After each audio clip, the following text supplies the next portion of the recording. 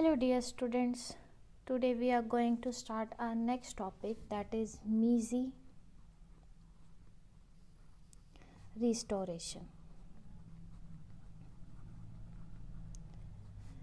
And today's topic is from page number 235 to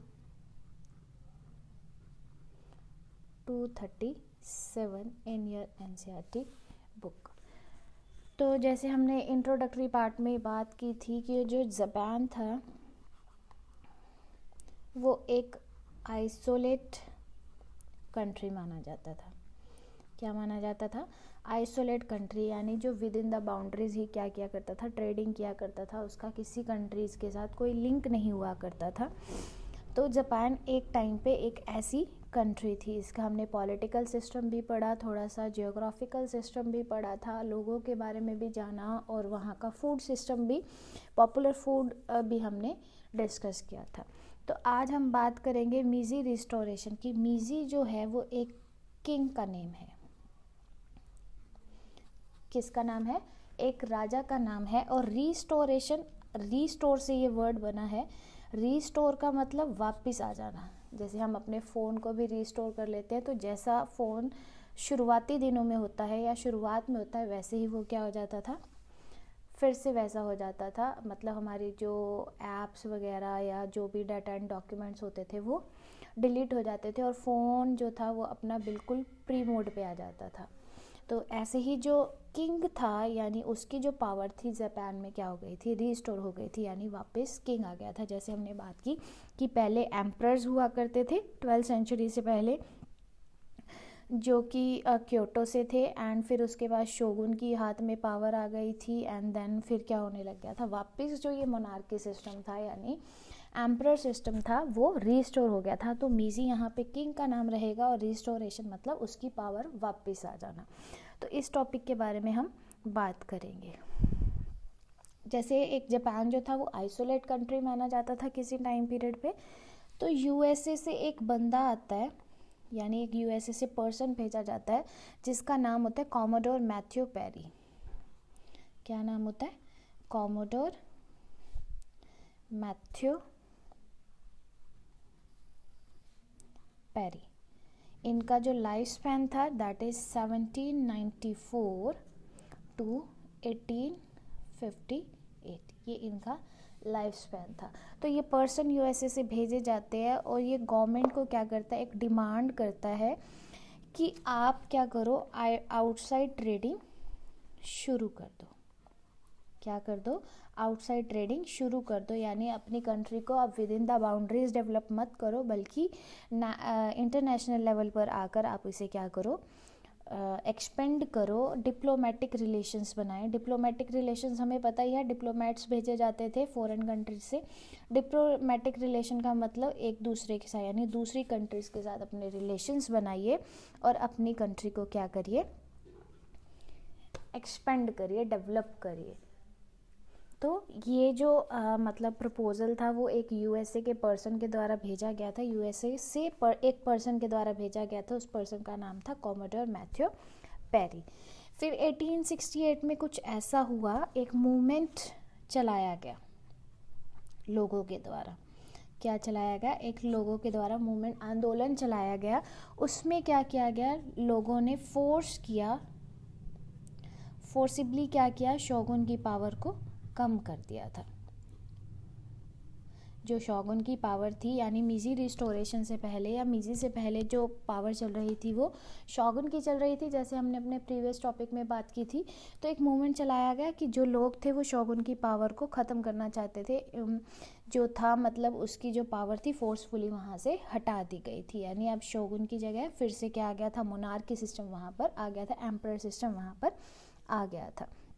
और जो capital हुआ करती थी ईडो, जिसके बारे में हमने बात की थी, कैपिटल सिटी ईडो का नाम क्या कर दिया था, चेंज कर दिया गया था.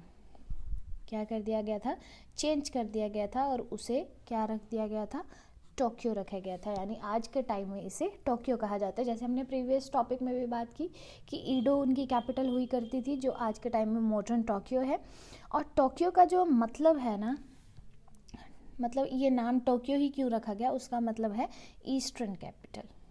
यानी जापान की जो कैपिटल है वो ईस्टर्न कैपिटल है, इसलिए उसका नाम क्या रख दिया गया था, टोक्यो रख दिया गया था। तो अब तक हमने क्या बात की कि जापान एक आइसोलेट कंट्री थी, यानी अपने आप में ही ट्रेडिंग किया करती थी, विद इन द बाउंड्रीज रहा करती थी। लेकिन यूएसए से एक पर्सन ने एक प्रपोजल दिया कि आपको आउटसाइड ट्रेडिंग करनी चाहिए, इंटरनेशनल रिलेशनशिप बनाने चाहिए, यानी डिप्लोमेटिक रिलेशनशिप एस्टेब्लिश करने चाहिए। फिर 1868 में एक मूवमेंट चलाया गया जिसमें शोगुन की पावर को फोर्सफुली डेटोरेट कर दिया गया, ख़त्म कर दिया गया, कम कर दिया गया, और फिर से जो मोनार्की सिस्टम था वो एस्टेब्लिश हो गया। और जो उनकी ईडो कैपिटल थी उसको कैपिटल ही रखा, लेकिन उसका जो नाम था वो टोक्यो रख दिया गया, जिसका मतलब है ईस्टर्न कैपिटल। आई होप आपको इतना टॉपिक समझ आया होगा। फिर क्या हो रहा था, जो वर्ल्ड साइड चल रही थी उसमें यानी अगर हम इंडिया की बात करें या चाइना जैसी कंट्री की बात करें, तो क्या हो रहा था, अगर हम जापान का एरिया भूल कर दूसरे वर्ल्ड की तरफ देखें तो वहाँ पे जो कुछ यूरोपियन, सभी नहीं, कुछ यूरोपियन कंट्रीज़ जो थी ना, उन्होंने क्या प्रोग्राम शुरू किया हुआ था, दैट इज़ कॉलोनाइजेशन। वो क्या कर रहे थे, कॉलोनियल सिस्टम एस्टेब्लिश कर रहे थे। जैसे हमें पता ही है कि इंडिया में ब्रिटिशर्स आए थे ईस्ट इंडिया कंपनी लेके एक ट्रेडिंग के रूप से, और फिर उन्होंने वहाँ पर कॉलोनीज़ यानी अपनी रूलिंग जो थी एस्टेब्लिश करनी स्टार्ट कर दी थी। ऐसा ही चाइना में हो रहा था, लेकिन चाइना ने इस बात को सीरियसली नहीं लिया। तो जापान को भी एक डर था, तो जापान ने क्या किया, इस बात को बिल्कुल सीरियसली लिया, और उन्हें ये डर था कि कोई बंदा, बाहर का बंदा आकर उनकी कंट्री पे कब्जा ना कर ले। हम राजा और प्रजा के रूप में काफ़ी सुखी चल रहे हैं, तो हम इसी सिस्टम को चलाना चाहते हैं। तो वहाँ पे वहाँ की जो पॉलिसी थी, यानी जो गवर्नमेंट थी, यानी जो रूल कर रही थी, मोनार्की सिस्टम जो था, गवर्नमेंट जो थी, उसने क्या कर दिया, एक पॉलिसी इम्प्लीमेंट कर दी। उस पॉलिसी में ये कहा गया कि हम एक स्लोगन लगाएंगे, एक स्लोगन यानी नारा बोला करेंगे, और वो नारा था,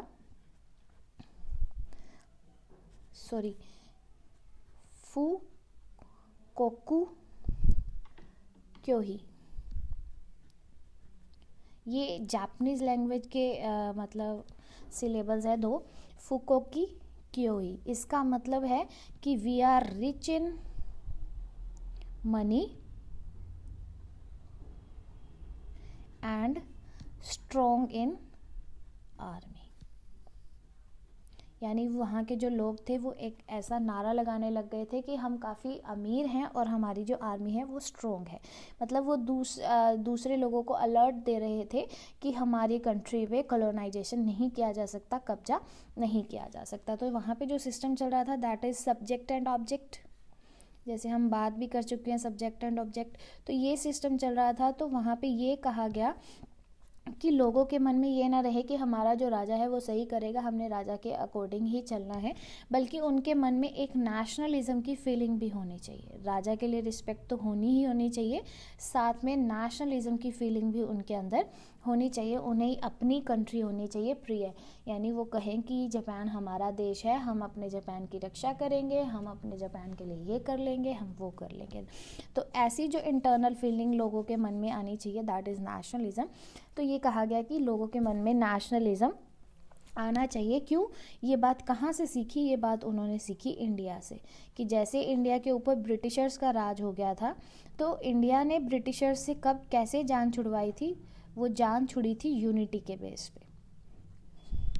जब सभी के सभी लोगों को ये लगने लग गया था कि ये हमारा देश है और ये फिरंगी हैं, ये आउटसाइडर्स हैं, तो इनका वहाँ से जाना ज़रूरी है, ना कि हमारा यहाँ से जाना, या हमें इनके अंडर रहकर जीना ज़रूरी है। तो जब वहाँ की यूनिटी आई, यानी लोगों के मन में अपनी कंट्री के लिए फीलिंग्स आई, नेशनलिज्म अराइज हुई, तभी ब्रिटिशर्स का वहाँ से खात्मा हो पाया और वो इंडिपेंडेंट हो पाए। तो यही चीज़ जापान ने भी अपने अंदर फील की कि हमें भी नेशनलिज्म को लोगों के मन में अराइज करना पड़ेगा, ताकि जो जापान है वो सेफ रह सके। तो उस टाइम पे जो जापान था उसमें कौन सा सिस्टम चल रहा था, दैट इज़ एम्परर सिस्टम। जैसे हमने ऊपर भी बात की, मोनार्की सिस्टम वहाँ पे फॉलो किया जा रहा था। मींस कौन कौन चला रहे थे, किंग इस देश को चला रहा था, एंड ब्यूरोक्रेसी मतलब जो किंग के ऑफिशियल अपॉइंट किए जाते हैं कंट्री के अंदर वर्क करने के लिए, जैसे आज के टाइम में हमारे गवर्नमेंट ऑफिसर्स हो गए वो लोग, और मिलिट्री और सेना, ये 3 लोग जो थे, ये 3 कैटेगरी के लोग जो थे जापान को हैंडल कर रहे थे। और वहाँ पे एम्परर को बहुत ज़्यादा इम्पोर्टेंस दी जाती थी। क्या दी जाती थी? एम्परर को बहुत ज़्यादा इम्पोर्टेंस दी जाती थी, क्योंकि उसे क्या माना जाता था? डिसेंडेंट्स ऑफ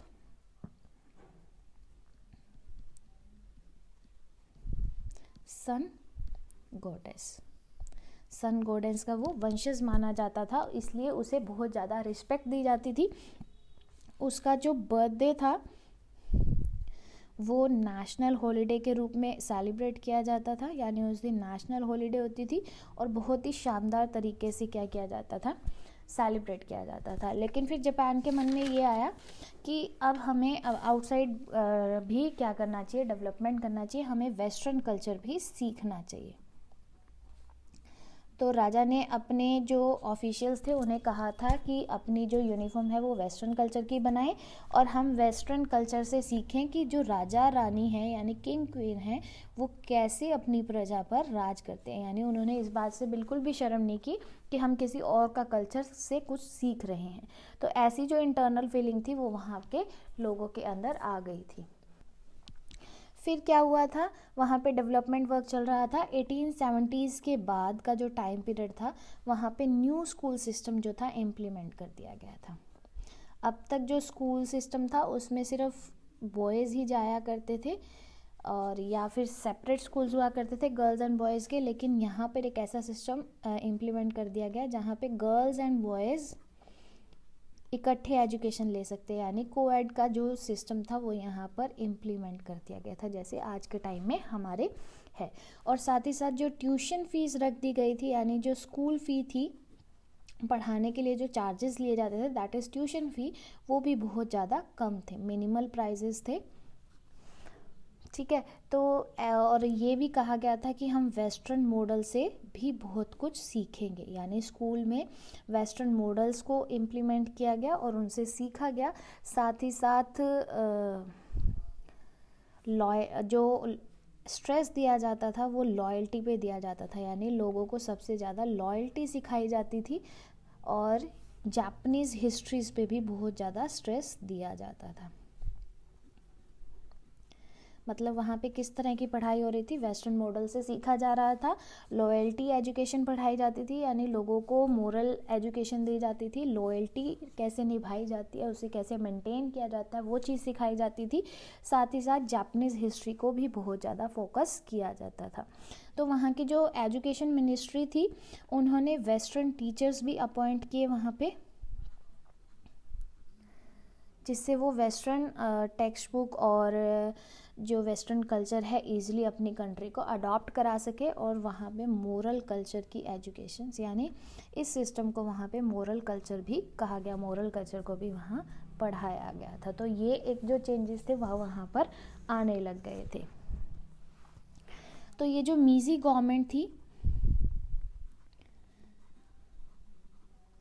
उसने क्या किया था? एडमिनिस्ट्रेशन स्ट्रक्चर भी बना रखा था जापान के अंदर। एडमिनिस्ट्रेटिव स्ट्रक्चर मतलब जो पूरे के पूरे कंट्री को चलाता है, यानी कुछ ऐसी पॉलिसीज़ बनाता है जिसके बेसिस पे कंट्री जो है चलती है। एजुकेशन सिस्टम उन्होंने इम्प्लीमेंट किया था,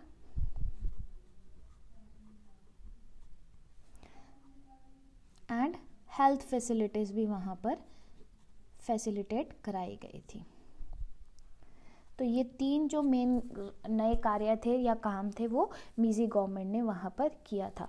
और एक और कंपल्शन जो आपने नोट बना के मेंशन करनी है वो ये थी कि जो अडल्ट्स थे, यानी जो 20 क्रॉस कर जाते थे, 20 से ऊपर, उन्हें क्या होना पड़ता था? कुछ टाइम पीरियड के लिए, ये मैंडेटरी था, ये कंपल्सरी था, मिलिट्री को ज्वाइन करना ही पड़ता था। कुछ टाइम पीरियड के लिए उन्हें क्या करना पड़ता था? मिलिट्री को ज्वाइन करना पड़ता था। तो ये कुछ कंपल्शंस और कुछ अच्छी बातें थी मीजी गवर्नमेंट के लिए। देखो हर जो गवर्नमेंट है उसकी बेस्ट और वर्स्ट जो थिंग्स होती हैं वो होती है, ये इसका बेस्ट पार्ट था, लेकिन इसने कुछ वर्स्ट कार्य भी किए थे, मतलब कुछ ऐसी चीज़ें थी जो लोगों को गलत लगने लगी थी। उसने क्या किया, सबसे पहले रेगुलेट किया पॉलिटिकल ग्रुप्स को।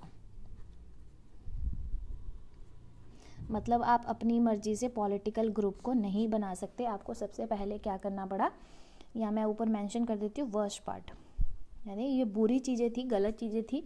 तो पॉलिटिकल ग्रुप बनाने से पहले आपको गवर्नमेंट की परमिशन लेनी पड़ती थी, जो लोगों को बहुत गलत लगी। अगर आप कंट्री में कोई मीटिंग कर रहे हैं उसके लिए भी आपको क्या करना पड़ता था, परमिशन लेनी पड़ती थी। कंट्रोल ऑन मीटिंग्स, यानी मीटिंग्स के ऊपर भी इनका काफ़ी ज़्यादा कंट्रोल था। एंड थर्ड वन इज़, उन्होंने सेंसरशिप लगा दी थी। सेंसरशिप हमने 10th में भी पढ़ी थी।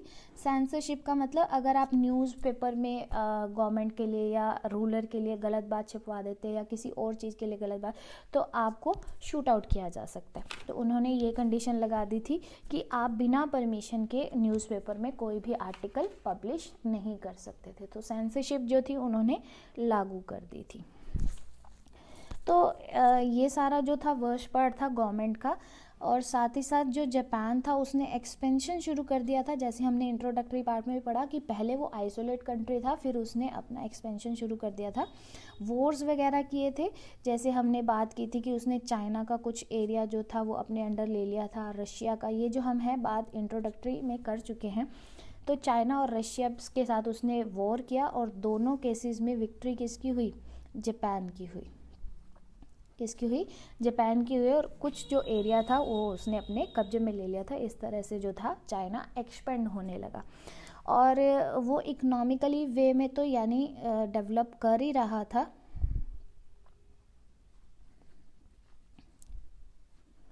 लेकिन जो डेमोक्रेसी थी ना वो वहाँ पर इम्प्लीमेंट नहीं करी जा रही थी, यानी लोगों के लिए कुछ घुटन थी वहाँ पर, और इस चीज़ें से जो लोग थे वो बहुत ज़्यादा सप्रेस्ड हो रहे थे, सप्रेस फील कर रहे थे। तो ये था मीजी रिस्टोरेशन के बारे में टॉपिक, जिसमें बहुत ज़्यादा डेवलपमेंट किया गया जापान का, और बहुत अच्छे अच्छे काम भी किए गए, और बहुत वर्स्ट पार्ट जो था इसका था, और साथ ही साथ डेमोक्रेसी यहाँ पे बहुत ज़्यादा अफेक्ट हो जाती है। तो आई होप आपको ये टॉपिक समझ आया होगा। After discussing this topic, if you have any doubt please let me know, otherwise don't forget to do your work timely and don't forget to pray for everyone. See you in next video, till then take care, thank you.